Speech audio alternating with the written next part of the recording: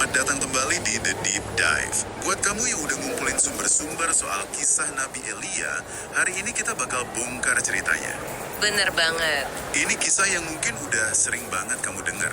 Tapi kita nggak akan bahas ini kayak dongeng. Kita akan lihat ini sebagai studi kasus yang gila banget soal burnout. Betul, soal kesehatan mental dan gimana caranya bangkit lagi. Nah, misi kita hari ini mencari tahu gimana seorang pahlawan iman yang baru aja menang telak bisa tiba-tiba hancur lebur, lari ketakutan, bahkan sampai minta mati. Kita akan telusuri perubahan psikologisnya dari puncak kemenangan ke lembah keputusasaan. Dan biar kita benar-benar paham separah apa kejatuhannya, kita harus ingat dulu konteksnya. Tepat sebelum pasal 19 yang akan kita bedah, di pasal 18, Elia itu lagi di puncak-puncaknya. Betul, di Gunung Karmel kan itu? Iya, bayangin, dia sendirian nantang ratusan nabi Baal. Dia berdoa dan blam, api turun dari langit, membakar habis kurban persembahan yang udah diguyur air. Itu momen pembuktian yang luar biasa. Seluruh bangsa lihat itu. Nah, kontrasnya ini yang bikin ceritanya jadi dahsyat. Dari momen sehebat itu, detik berikutnya kita lihat dia lari sendirian ke padang gurun. Putus asa, perubahannya drastis banget. Nah, ini yang bikin saya penasaran. Kok bisa orang sekelas Elia yang baru aja lihat keajaiban sebesar itu, tiba-tiba jadi penakut cuma karena satu ancaman? Ancaman dari Ratu Isabel kan? Iya, pemicunya kan cuma pesan singkat dari Ratu Isabel yang intinya bilang, besok jam segini nasibmu bakal sama kayak nabi-nabiku. Dan reaksi Elia ini bukan sekedar takut, ini udah panik total. Benar. Dia lari masuk jauh ke padang gurun, terus ngomong kalimat yang jujur aja bikin merinding. Cukuplah itu. Sekarang ya Tuhan, ambillah nyawaku. Dari pahlawan jadi orang yang mau bunuh diri, gila kan? Justru disitulah letak keindahan cerita ini. Reaksi Elia itu manusiawi banget. Kita sering terjebak mikir kalau tokoh Alkitab ini semacam, superhero spiritual. Yang kebal sama perasaan manusia biasa. Persis. Tapi ada satu ayat kunci di kitab Yakobus yang bilang, Elia adalah manusia biasa sama seperti kita. Pernyataan ini penting banget. Ini mengubah cara kita memandang seluruh cerita. Jadi ini bukan kegagalan iman ya? Bukan. Ini adalah sebuah respons normal dari seorang manusia yang sudah mencapai batasnya. Iman yang kuat itu ternyata nggak bikin kita jadi robot yang nggak punya rasa takut, cemas, atau lelah. Kisah Elia ini justru menormalkan perasaan-perasaan itu. Merasa hancur bukan berarti imanmu lemah. Wah, itu melegakan banget sih dengarnya. Jadi ini bukan sekedar takut biasa ya. Soalnya kalau cuma takut, mungkin dia bakal sembunyi. Tapi ini dia sampai lari jauh banget dan minta mati. Kayaknya ada sesuatu yang lebih dalam di sini. Tepat sekali. Kalau kita pakai kacamata psikologi modern, yang Elia alami itu adalah serangan kecemasan atau anxiety attack yang parah. Apa bedanya sama takut biasa? Gini, rasa takut itu respons terhadap bahaya yang ada di sini dan saat ini. Ancaman Isabel itu nyata, jadi takut itu logis. Tapi kecemasan itu adalah saat pikiran kita mengambil alih. Pikiran kita mulai berputar, menciptakan skenario-skenario terburuk. Dan tubuh kita bereaksi seolah-olah semua itu sedang terjadi sekarang. Tepat. Kuncinya di sini. Tubuh kita nggak bisa bedain mana ancaman nyata di depan mata, mana ancaman yang kita ciptakan di kepala. Bagi tubuh, bahaya ya bahaya. Jadi, meskipun Isabel nggak ada di depannya, tubuh Elia merespon seolah-olah Algojo sudah di depan pintu. Persis. Sistem lawan atau lari atau fight or flight di tubuhnya aktif terus-menerus. Ini yang memicu gejala fisik, jantung berdebar kencang, napas jadi pendek, dan yang paling parah, pikirannya nggak bisa berhenti berputar. Racing thoughts itu ya. Betul. Dia terus-menerus membayangkan ancaman Isabel. Dan jangan lupa, kemenangan di Gunung Karmel itu pasti menguras habis energinya. Adrenalinnya pasti meroket, dan setelah puncak seperti itu, pasti ada jatuhnya. Ancaman Isabel datang di momen paling rapuh. Kombinasi sempurna untuk sebuah kehancuran mental. Ini relate banget sih sama zaman sekarang. Mungkin ancaman Isabel kita bukan ratu yang memenggal kepala kita, tapi bisa jadi tekanan kerja yang gak ada habisnya. Atau notifikasi media sosial yang terus-menerus, suara di kepala kita sendiri yang bilang kita nggak cukup baik. Nah, itu dia. Sama-sama bikin sistem lawan atau lari kita aktif terus, sampai akhirnya kita burnout. Betul. Dan Alkitab sebenarnya sangat sadar akan kondisi ini. Ayat seperti di Matius, janganlah kamu khawatir. Atau di Yohanes, janganlah hatimu gelisah. Itu ada bukan karena khawatir itu dosa, tapi karena itu adalah bagian yang sangat nyata dari pengalaman manusia. Elia sedang tenggelam dalam badai itu.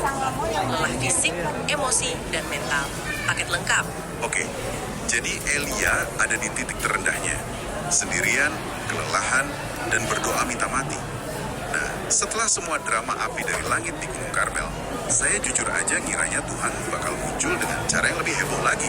Mungkin dengan suara menggelegar dari langit ya. Iya, Atau petir menyambar buat ngingetin Elia, aku yang panggil api, masa kamu takut sama Isabel? Tapi ternyata nggak sama sekali kan. Ini bagian yang menurut saya paling radikal dari cerita ini.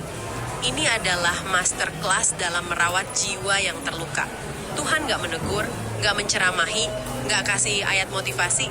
Dia melihat kebutuhan Elia yang paling dasar. Ini seperti pertolongan pertama ilahi. Dan langkah pertama, ini yang paling mengejutkan. Istirahat fisik. Dia disuruh tidur kan? betul. Ayat 5 bilang, Elia berbaring dan tidur. Tuhan kirim malaikat bukan untuk bangunin dia dan suruh berdoa lebih khusyuk, tapi untuk memastikan dia bisa tidur nyenyak. Tunggu dulu. Jadi hal paling spiritual yang bisa kita lakukan saat kita lagi ancur-ancuran itu, tidur. Ini kan aneh banget sih kedengarannya. Kita biasanya mikir harusnya berdoa lebih keras. Persis, ini melawan intuisi spiritual kita. Tapi Tuhan tahu jiwa yang lelah itu butuh tubuh yang beristirahat. Kita nggak bisa menyelesaikan masalah spiritual kalau fondasi fisik kita berantakan. Sistem sarafnya lagi kacau balau ya.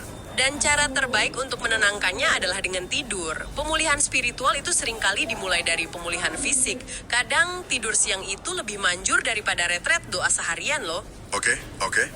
Saya coba cerna itu. Jadi pertama, tidur. Terus apa lagi? Masalahnya kan nggak selesai cuma dengan tidur. Benar. Langkah kedua adalah nutrisi. Setelah Elia bangun, malaikat itu nggak langsung ngajak ngobrolin masalahnya. Dia cuma bilang, bangun, makan. Disediain roti bakar sama air. Dan ini diulang 2 kali kan? Ya, di ayat 7, malaikat itu bangunin dia lagi dan bilang makan, soalnya perjalananmu masih jauh. Lagi-lagi, ini super praktis. Tuhan tahu otak yang cemas itu membakar banyak sekali kalori. Tubuh yang stres butuh bahan bakar. Ini pengingat kuat bahwa tubuh, pikiran, dan roh itu satu kesatuan. Gak bisa dipisahkan ya? Gak bisa. Kamu gak bisa ngurusin yang satu sambil ngabain yang lain. Tenangkan sistem saraf dengan istirahat, lalu isi ulang energi dengan makanan. Ini kayak dasar-dasar perawatan diri yang sering kita remehkan ya. Baru setelah fisiknya stabil, obrolan yang lebih dalam dimulai. Betul sekali. Setelah fisiknya pulih, Elia melakukan perjalanan 40 hari ke Gunung Horeb. Di sana, di dalam gua, Tuhan akhirnya bertanya, "Apa yang kamu lakukan di sini, Elia?" Dan Elia curhat habis-habisan di situ. Dia mencurahkan semua unek-uneknya, keluhannya, perasaannya ditinggalkan sendirian, tapi Tuhan gak langsung menjawab. Tuhan malah bikin pertunjukan alam yang spektakuler. Ada angin badai, ada gempa bumi, ada api. Ini kan pertunjukan kekuatan yang mirip di Gunung Karmel. Nah, ini kan yang kita harapkan. Sebuah pertunjukan kekuatan buat membangkitkan lagi imannya Elia. Tapi justru disitulah letak pelajarannya. Alkitab secara eksplisit bilang, Tuhan tidak ada dalam angin, Tuhan tidak ada dalam gempa, Tuhan tidak ada dalam api. Lalu Tuhan ada di mana? Setelah semua keributan itu lewat, barulah Tuhan berbicara dalam suara yang lembut, atau terjemahan lain bilang, suara hening yang lembut. Ini pesan yang luar biasa. Di tengah kebisingan masalah kita, di tengah badai kecemasan di kepala kita, Tuhan seringkali nggak ikut berteriak. Dia justru menunggu momen hening. Iya, dia hadir di dalam ketenangan. Tapi bukankah itu justru bisa bikin frustrasi? Waktu kita lagi panik, kita kan maunya jawaban yang jelas, yang keras, yang nggak bisa disalahartikan. Kenapa justru di saat paling genting, Tuhan malah memilih untuk berbisik? Pertanyaan bagus. Mungkin karena jawaban yang kita butuhkan saat kita hancur bukanlah informasi, tapi kehadiran. Suara yang keras mungkin akan memberi kita instruksi, tapi suara yang lembut mengundang kita ke dalam sebuah hubungan.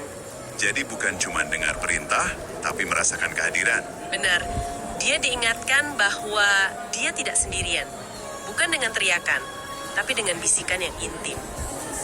Ini mengajarkan kita untuk mencari Tuhan bukan di tengah keramaian, tapi di dalam keheningan yang sengaja kita ciptakan.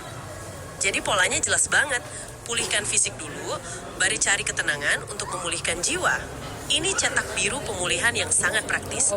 Tapi setelah itu apa? Rasanya nggak semudah itu. Tidak, dan ini langkah terakhir yang krusial. Setelah mendengarkan curhatan Elia untuk kedua kalinya, Tuhan gak cuma bilang, sabar ya. Di ayat 15-18, Tuhan memberikan Elia tugas baru. Misi yang jelas dan spesifik. Disuruh ngapain dia? Pergi, urapi raja baru untuk Aram, urapi raja baru untuk Israel, dan yang paling penting, urapi Elisa sebagai penerusmu. Wah, bukannya Pak malah nambah beban? Orang lagi burnout kok dikasih kerjaan lagi? Secara psikologis ini langkah yang jenius. Salah satu racun paling mematikan dari depresi dan kecemasan adalah perasaan tidak berdaya. Helplessness. Kita merasa jadi korban. Nggak punya kendali. Nah, dengan memberinya misi baru, Tuhan mengalihkan fokus Elia. Fokusnya bukan lagi pada aku takut, aku akan mati, tapi pada aku punya tujuan, ada pekerjaan penting yang harus kuselesaikan. Ini cara paling ampuh untuk mengembalikan perasaan berdaya. Itu masuk akal banget. Jadi bukan cuma disuruh, jangan takut, tapi dikasih sesuatu yang konstruktif untuk dilakukan. Ini semua kalau dirangkai jadi satu, nyambung banget ya sama satu ayat di Perjanjian Baru, 2 Timotius 1 ayat 7. Nyambung sekali. Ayat itu kan bilang, sebab Allah tidak memberikan kepada kita roh ketakutan, melainkan roh yang membangkitkan kekuatan, kasih, dan ketertiban. Coba kita pecah satu-satu. Oke, Tuhan memulihkan Elia dengan memberinya kekuatan. Pertama, kekuatan fisik, lewat istirahat dan makanan. Lalu kekuatan spiritual untuk misi baru. Lalu kasih. Ini dipulihkan saat Elia merasakan kembali kehadiran Tuhan dan juga saat dia diutus untuk terhubung lagi dengan orang lain, yaitu Elisa. Karena kecemasan bikin kita mengisolasi diri kan? Betul, kasih memanggil kita kembali ke komunitas. Dan yang terakhir, ketertiban. Ini yang paling menarik buat saya. Ketertiban atau penguasaan diri. Atau pikiran yang sehat, di terjemahan lain, benar. Itulah yang Tuhan berikan pada Elia lewat misi baru itu. Pikiran yang tadinya kacau, berputar-putar dalam ketakutan, sekarang diberi arah yang jelas, diberi struktur, diberi ketertiban. Fokusnya dialihkan dari kekacauan internal ke tujuan eksternal. Luar biasa. Ini benar-benar mengubah cara saya melihat cerita ini. Oke, coba kita rangkum beberapa hal penting buat kamu yang mendengarkan. Pertama, dan ini paling penting, burnout, cemas, sampai putus asa, itu bisa menimpa siapa saja. Bahkan orang yang imannya paling kuat sekalipun. Ini bukan tanda kamu gagal, ini tanda kamu manusia. Kedua, proses pemulihan seringkali nggak dimulai dengan langkah spiritual yang muluk-muluk. Seringkali, langkah pertamanya justru yang paling mendasar. Kasih izin dirimu untuk istirahat. Tidur yang cukup, makan yang benar. Merawat tubuhmu itu bagian yang gak terpisahkan dari merawat jiwamu. Jangan merasa bersalah karena butuh istirahat. Ketiga, jangan takut sama hening. Di dunia yang super berisik ini, kita sering lari dari keheningan. Tapi kisah Elia menunjukkan kalau justru di dalam ketenangan itulah kita bisa mendengar suara yang paling kita butuhkan. Keheningan bukan ruang kosong, tapi ruang untuk terhubung kembali. Dan yang terakhir, punya tujuan itu obat yang mujarab. Saat kita merasa tenggelam dalam masalah kita sendiri, coba alihkan fokus keluar. Melakukan sesuatu yang lebih besar dari diri kita. Iya, itu bisa memberikan perspektif dan energi yang baru. Mengembalikan perasaan bahwa hidup kita ini berarti. Sebuah panduan bertahan hidup yang relevan, ribuan tahun lalu dan masih relevan sampai detik ini. Tentu saja. Sebagai penutup, saya mau lempar satu pertanyaan buat kamu renungkan. Kisah Elia ini kan ngajak kita introspeksi diri. Coba pikirkan sejenak, saat kamu merasa kewalahan sama ancaman Izebel dalam hidupmu, bisa jadi tekanan kerja, ekspektasi orang lain, masalah keluarga, atau ketidakpastian masa depan. Apa reaksi pertamamu? Apakah kamu langsung berusaha mencari solusi yang besar dan dramatis, mencoba memanggil api dari langit versimu sendiri untuk menyelesaikan masalah? Atau, jangan-jangan, langkah pertama yang paling kamu butuhkan sebenarnya adalah yang paling sederhana, yang sering kita lupakan, yaitu memberikan izin pada dirimu sendiri untuk berhenti sejenak, untuk tidur, untuk makan, dan untuk mencari satu momen hening di tengah badai.